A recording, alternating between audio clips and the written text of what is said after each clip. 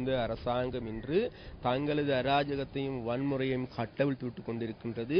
அந்த கட்டவிழ்த்து விடுவதனுடைய ஒரு அங்கமாகவே அண்மை காலத்தில் மக்கள் விடுதலை முன்னணி முன்னெடுத்த தேர்தல் பிரச்சார கூட்டங்களின் பொழுது எங்களை இராணுவத்தினர் தடுத்து நிறுத்தி எங்களது செயல்பாடுகளை முடக்குவதற்கான நடவடிக்கை எடுத்திருந்தார்கள். இங்கு வாழ்கின்ற மக்கள் எதிர்பார்த்தார்கள் தாங்களுக்கு நிம்மதியான வாழ்வு கிடைக்கும் என்று, தாங்களுக்கு உண்மையான அமைதி கிடைக்கும் என்று. ஆனால் இன்று யாழில் வாழ்கின்ற மக்களுக்கு எடுத்துக்கொண்டால் அந்த நிம்மதியோ அமைதிக்கு பதிலாக மீண்டும் அராஜகமும் சர்வாதிகாரமும் மறுபுறத்தில் இராணுவ ஆட்சியுமே இந்த பிரதேசத்தில் நடந்து வருகின்றது.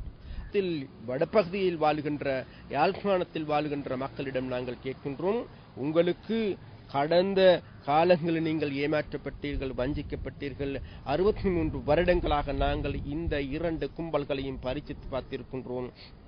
ஆனால் இன்று அவர்கள் எம் மீது தொடர்ச்சியான அடக்குமுறைகளை கட்டவிழ்த்து விட்டுக் கொண்டிருக்கின்றார்.